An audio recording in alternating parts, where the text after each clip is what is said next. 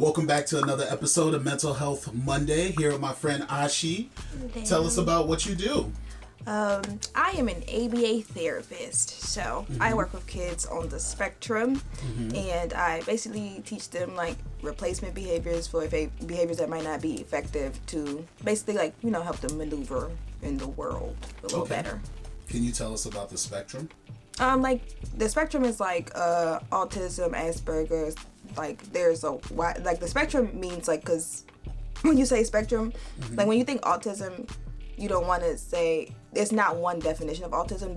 Autism looks different on so many levels. Like some people, I don't want to say this, but higher functioning, they might have more skills. We don't really like to say higher functioning because just because somebody is skilled in this area is versed in this area doesn't mean somebody else is more higher functioning than them because they can do that better than them, because everybody has their own things that they do really, really well. So you don't want to say higher functioning or lower functioning, but if you were to say higher functioning or lower functioning, there's just as higher functioning would be here and then lower functioning would be here, and then on the spectrum would be the different things or different milestones or things that they are able to do on their own or different milestones they are missing or something like that. So you could have somebody who is considered higher functioning on the autism spectrum who can talk to you, and then they might have basic social skills and things like that. And then on the other end of autism spectrum for lower function might be somebody who can't speak or don't respond to their name or things like that.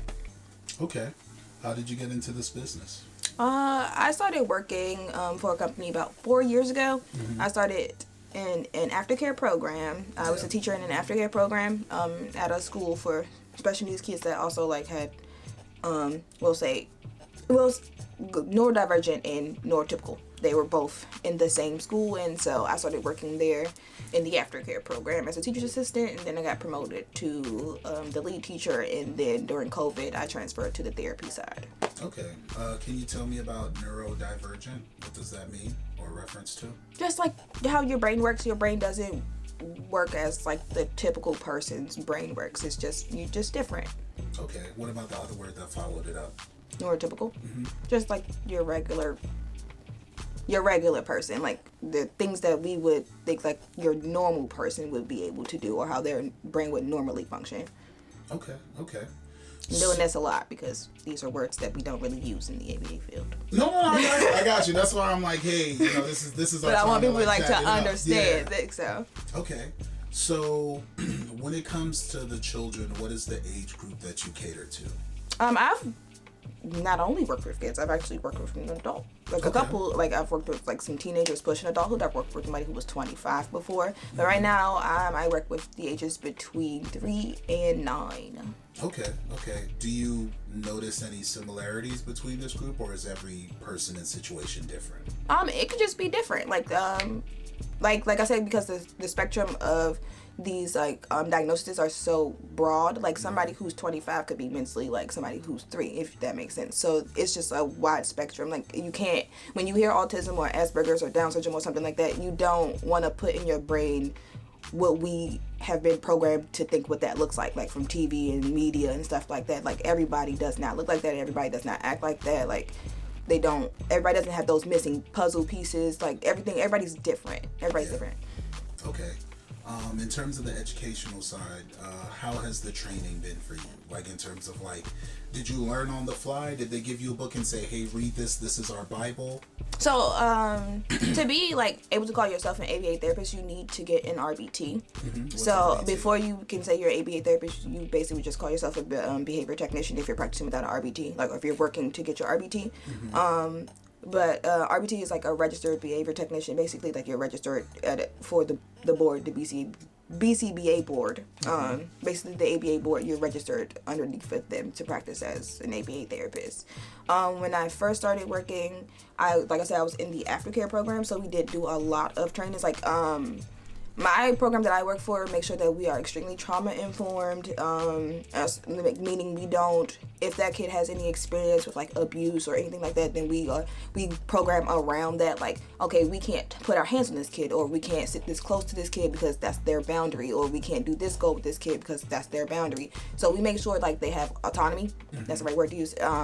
always like, and also we teach them a lot to advocate for themselves. If they are all done, they can tell us they are all done. If they need a break, they can tell us they need a break. If they don't want to do this, they can tell us no. Like, so we are teaching them to like be advocate for themselves when they eventually go out into the world as people on their own, as adults, and be able to, you know, understand like how the world works and be able to advocate for themselves, because sometimes people with disabilities get taken advantage of.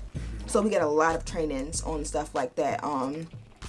Get a lot of trainings also on like certain diagnoses like Down syndrome or autism and stuff like that, so you know exactly like you know like the basic things what that would look like. We're not learning that so that we can diagnose anybody. We're learning that just so like how we can operate around that demographic of person. So the awareness is in the education. Right. We do a lot of training. A lot of training. In order to get your RBT, you have to finish 40 hours of training. And that's just written trainings. And then you have to practice in the field more trainings before you can even take your test. Okay, so this is thorough training. Like over repetition, over and over again. Oh, yeah. And then you have to renew them. Yeah. Okay, so how many times do you have to renew it? Like what's the I think timeframe? we do trainings like every year. And there's like certain trainings we have to do. Every year we have to go back in. It's like it's called like Relias Learning. That's the one my company uses. Like we do redo trainings every year, especially like when I worked in the school, because we had to redo trainings on like how to clean and sanitize and stuff like that. And so because like some kids like you know they're just like they don't know certain things. Like I know I've worked with kids who like salivate a lot and stuff like that. So you got to learn how to clean to make sure everything's clean. You have to learn how to like especially during COVID, we did a lot of like cleaning trainings. Especially during COVID, we did a lot of cleaning trainings. So, but like trainings that you do over is like how to run a goal or how to run a retrial or what is a retrial, what is it, Can you stuff like explain what that. a retrial is? Oh, a retrial, like so if I was working and doing a goal and that say that kid didn't answer correctly or didn't do exactly what I wanted them to, I would give them like maybe like a distractor, like touch your nose, or give them something easy that I know that they can do, and then redo that goal again. Because when they don't do it correctly, I'm going to eventually tell them how to do it. So like if I wanted them to point to their foot and they aren't pointing to their foot, I'm going to take their hand and we're going to point to their foot together. And then I might say touch your nose or where are your ears, and they might show me their ears, like good job friend, all right, where's your foot, and so or where's your toes, and so I would see if they would remember what I taught them. And so you just keep a lot of goals are like repetitive until they like pick them up. It's like the same thing like for a neurotypical child trying to learn. Like if you're trying to learn how to tie your shoes, you're going to keep doing it over and over until you get it. It's the same thing. Yeah. Okay. Tell me about self-advocacy when it comes to that demographic and community. I feel like my company's really big on self-advocacy because especially in my experience, I've worked with kids like who are nonverbal, and so because they are nonverbal, Example of nonverbal? they don't speak. They don't say any words. Like they communicate. It's not that they can't communicate, because nonverbal people can't communicate. They just do not communicate with words. They might communicate through facial expressions, body language. They have different ways of telling you how they feel. Differently from how we're used to paying attention.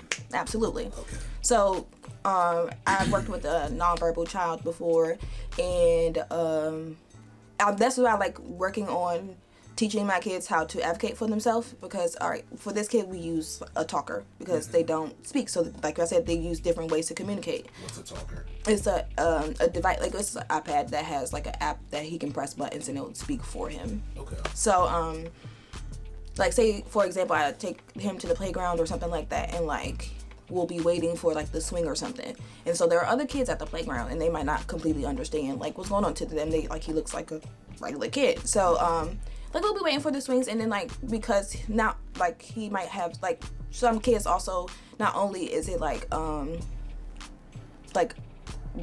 mental thing, like a brain thing when they like a cognitive thing when with their diagnosis, sometimes it's also physical.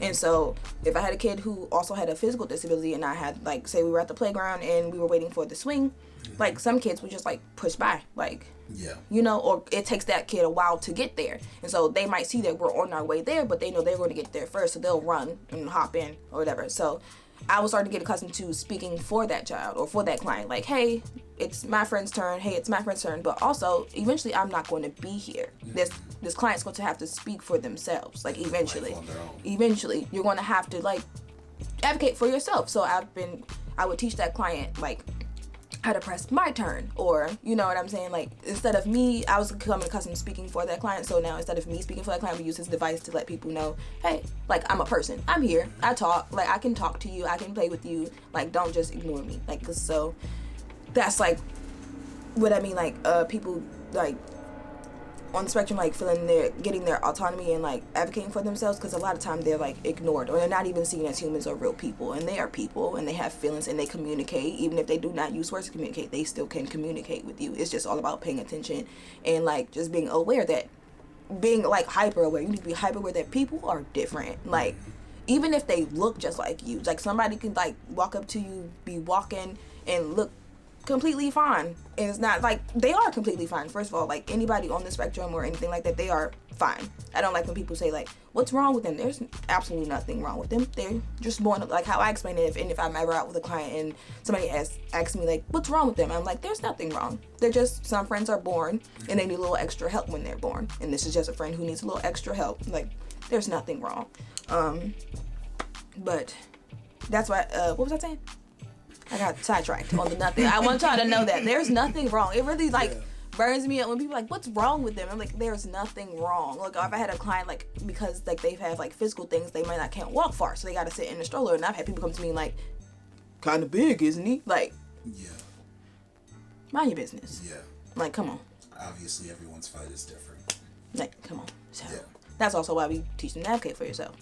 We teach you whatever you want to tell. If you want to tell somebody that you're on the spectrum, we'll teach you how to have that conversation. If you don't want to tell somebody on the spectrum, we'll teach you how to navigate around somebody trying to ask you questions that you aren't comfortable answering. Like, so, like, we just teach them the things that, like, come naturally to the neurotypical people. We just teach them so that when they go out into the world, they're able to do the same things that we do. Like, go to the store and buy food and make sure they have all their change, or catch the metro, be able to get to their destination, or use their phone to let somebody know, like, or if they're working and they're older, let their boss know I'm going to be late, or I'm on my way, or like just communicate, just so that they can just live in the world like that's not built for them. Yeah. Okay. So in terms of the world not being built for them, are there resources that people could look into to educate themselves? Absolutely. First of all, Google is free. Please do not go to somebody with a disability and just be asking them a billion questions. Like, that's their personal business. Google is free. Yeah. Do you know credible websites on the web? Definitely, like, I wouldn't say, like, I know credible websites on the web, because, like, a lot of my trainings and stuff like that, like, I get it strictly from work. I haven't had to, like, go online. Like, all of this stuff is, like, mapped out for me. Like, I have had to, like, Google certain, like, diagnoses of my kids, but it's not, like, a certain, like, website. I use Google myself. Like, if I get a kid and they have a diagnosis I've never heard of, which just happened, I will Google it and figure out, like, of course I get, like, an assessment of that kid and, like, their background and stuff, but, like, if I'm like completely lost, like I've had a kid with a diagnosis I had never heard of, and so I had to literally like learn. I even like asked my boss to like put me in a class so that I could learn more about how to cater to this kid. So just like if you are ever curious about ABA therapy or what it is, or like if any words you heard me say and you are curious, just type it in Google. Google is free. Also, my job will be like, we're working on building a social media and things like that. So, does the job have a social media yet? Not yet. Okay. But we do have a website. It's Basics ABA Therapy. We do have a newsletter. It is on that website. I have an article on there. Okay. It's about natural environment goals. Those are goals you run. Natural environment goals are goals you run in a natural environment. So, like things that would already happen. So, like if I I'm outside walking with the client and we are working on tagging, that means labeling something for me. And so we're outside and I'm like, what color is that car? And they're like, blue. We're outside already. That's a natural environment. We were walking up on that car. It was already right there. I used that car to run my goal. Or if they have like siblings, using those siblings to run social skills goals. Like, can you hand this to your brother? Or can you give this to your mom? That's natural environment. Mom and my brother are already here. I don't have to set that up. That's already here. And so that also helps with like generalizing skills and stuff like that. So when you run it in the environment, they learn like, it's just generalized. Like, these are my, like, I hand my brother my toy And then if I go outside and I teach that kid, oh, it's a kid there, can you hand him that toy? I generalize that goal. So in my house, I hand friends my toys, but outside, I also hand friends my toys. Like, I share everywhere. Or I walk up the stairs in my house, but I also walk up the stairs at the playground. Just generalizing the skills. Like, so running them in natural environments is also good so that they don't even know that they're working for real. They're learning and don't even realize that they're learning. Okay. What are some practices that parents can instill in their home in terms of educating kids when it comes to that demographic? I definitely say, like, please, like, inform your children that everybody is not like them. Please teach them to not stare. Yeah. Like, that's not okay. I experienced that a lot. Staring is never okay because even though that they can't verbally say something, they are people. They see you staring. They feel when you're looking at them weird. Like, they know. So if your kid, like, is curious, please, like, teach them, like, it's okay to go ask a question. Make sure the question is appropriate, but it's okay to go up to a person and ask a question. Like, I've had people come up to me, like, little kids come up to me and like, can I play with him?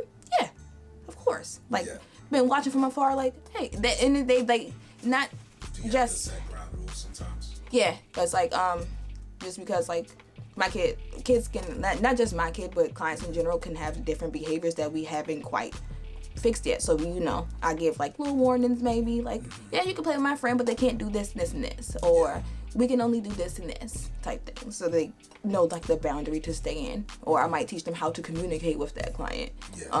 You can ask my friend, like, I know with nonverbal clients, I'll use the 2-hand thing. I'll, do you want this or this? And you'll tap the hand that you want so that we communicate. So I'll teach kids at the playground, like, if you want to talk to them, you can ask them, do you want to play on the swing or do you want to go on the slide? Like, and so that they can communicate and they can play too. Oh, that's fascinating. That's super fascinating. That's actually a really good system. You did that and I was like, oh, that works so well. Yeah, it works. It does work. It's very easy. And the kids, like, it's very easy. Like, it's really easy. I can just, do you want to play with me? Yes or no? Yes or no. And they'll tell you. When it comes to the business side of things, let's speak on that for a bit. In terms of not how much you're paid, but the handling of the management side of handling these kids and concerns that you may have when it comes to the field. So like, hey, I make a suggestion, are my words being heard? I think that, like, also it's like comes hand in hand, like, with the company you're working for. The company I work for isn't like a bad company. It's a decent job to work, but sometimes I do feel like it's a lot. Like, the job is a lot. It's like, sometimes people ask me, like, is your job hard? And I'll say, no, it's easy. And it's like, because I've been doing it for so long, it's not the hardest thing. But for somebody new coming to ABA therapy, it is a lot, especially depending on what kind of client you can potentially have. You can have a kid who just needs help making friends, or you can have a kid who you need to help them do everything. Like, so it can be different ones. And then you can have multiple kids. Like, you might have a kid who doesn't need as much help and it's a fairly easy session, or you might have like all kids who, like, you are working out. So burnout is like an issue that I always like try to watch myself is, because I did experience burnout. How did you handle burnout when you experienced it? I didn't know how to handle it. I had to like take off work. Like, eventually, like, I had to sit down, like, my supervisor, like, I need some days, like, off. Like, I can't, like, I'm burning out, and, like, I can't be a good therapist if I'm not good to myself. Like, I can't, like, kids feel emotions. Like, if I'm coming in burnt out, like, my kid's gonna feel that. And so I don't want to come to somebody's house or go to somebody's school and I'm not me. Like, you gotta go in happy. You gotta go in, like, my kids, like, I sing and crawl on the floor and roll and jump in leaf piles and do a whole bunch of stuff. And if I'm not happy, I'm not gonna want to do any of that. So I've really had to learn, like, to take mental health days. Like, calling off used to give me severe anxiety. Also, not only because it's my job, but because I grow attached to my kids, and, like, I always want to, like, be there to help them progress. And so I know calling off, like, sometimes with certain kids, like, when you throw off their schedule, it could throw them off. So you might not find yourself not wanting to do that in fear of throwing off your kid, but also if you are not healthy, you cannot help that kid. So I had to learn to, like, really take mental health days, like, call off, like, even if it's just like 1 every sessions. So, like, if I have to, I might call off for the morning one and go to my evening one or something like that. But I had to really learn to call off, because I would not call off. I would just consecutively work. Like, I've worked through, like, ear infections and sicknesses and stuff. It was not healthy. I had to, like, really learn like I need to like start putting myself. I'm getting older, and at that, like I'm not 21 anymore. I'm on the other side of 25. I need to really start taking care of my body before it burns out on me. Especially like in this job where you can do so many things. Like, please also, if you ever want to be a therapist, wear comfortable clothes. I go to work every day in leggings and t-shirts because there's no telling what I'm doing. Yeah. So, and I'm like a very hands-on therapist. Like I go to the store and buy water guns and toys and a bunch of stuff. Like, I'm playing too. So. Yeah. You're enjoying them with the moment. Yeah, you gotta have fun at your job. Yeah. Especially like during COVID, it was just me and the kids. Imagine hanging out with a kid who don't talk to you 8 hours a day. How did COVID You gotta figure it out. How did COVID affect the business of ABA therapy in terms of where it was done and how it was handled? Oh, so COVID like really like pushed everybody like the company I work for used to be like a really like together company. Like we would have like company outings and like hang out and things like that. But COVID really like pushed everybody like into their own bubbles. Like I strictly worked from this, like for the longest time I had one client and I strictly worked from this client's house and I only saw this client, and it came to a point where I had to see this client for 40 hours a week. And that's when I started burning out. Because like 40 hours a week might not sound like a lot for like a regular job, but a job where you are extremely active and so many things can happen, you have to do so much. 8 hours is a lot. Yeah. So, and then suppose 8 hours like back to back to back every day, and all you really talking to is a little kid. Like you start to get a little stir crazy. Like we went outside a lot. Like so when I was working in COVID and I only had one kid and I was working out that kid's house, like we went outside a lot to the playground, outside in the community, we went on walks because I had to keep myself like stimulated. And so because if I get bored and I get stimulated and I get sleepy and I start to shut down, then like session's not going to go as good. So I also got to keep myself stimulated. So that's why I also go to the store and buy like a lot of like sensory toys and like paints. What's a sensory store? A sensory toy. Yeah. Essentially like a good way to explain a sensory toy is like slime, like something that like feels good, if that makes sense. Like there's like sensory seekers and sensory avoiders. So a sensory seeker is like looking for stuff that like feels good. So a sensory seeker loves slime, loves like any like mass, might like to play in dirt, like might like to jump off things and like type things. But a sensory avoider might not like loud noises, so you might see somebody who like covers, like if they hear a siren, like they may cover their ears up. They might not like to touch slime. They don't like tags on their shirts or like things like that because they don't like that sensation. But a sensory seeker likes that stuff, so they might like squeezes, they might like all that extra stuff. But a sensory avoider might not like to hug type thing. Okay, so if that makes sense. No, it makes sense. In terms of boundaries, how do you practice your boundaries in this area that you work in? Because I heard about burning out and you realize, oh, I can't be burning out like that. That's kind of wild. I deserve better. But outside of fighting burnouts, are there things that you do for your job as a person, for yourself personally, that's like, I need to do this weekly to keep my sanity? I'm working on that. Okay. Like I said, like not only like do I work like with kids like who are neurodivergent, I might possibly be neurodivergent. Like you know, I got my own like mental health issues and stuff like that. So it's also me learning how to take care of myself while I'm like, because I'm always been the type of person to actively take care of other people. Like I've been working with kids since I was in high school. Yeah. So it's just me learning, and then like I moved out during the pandemic and stuff. So it's like me learning how to take care of myself. Yeah. I got to learn how to be an adult and take care of myself. And being an adult is not fun. It's not. Yeah. Those are not fun. I love how everyone agrees, being an adult, it's not fun. But I'm proud of myself. Like, I moved out in the pandemic and I got to maintain it. We're still in the pandemic, but I moved out like August 2020. Yeah. And so we still thugging it. Okay. As a therapist, when people ask you if you're a therapist, are there ever awkward moments of people will tell you that doesn't count as therapy in your craft or field? No. I've never had that. I've never had anybody, if I tell them I'm like, I do ABA therapy, I've never had anybody say that that's not therapy, because maybe I get that vibe I'm not the one. Because what? Yeah. It's definitely therapy. Like it's prescribed by a doctor. They have a prescription for how many hours they're supposed to get. Like it's definitely therapy. Like no. Like a lot of people, like when I tell them I do ABA therapy or like I work with kids on the spectrum with special needs, they like, God bless you. Like, because it couldn't be me. Like.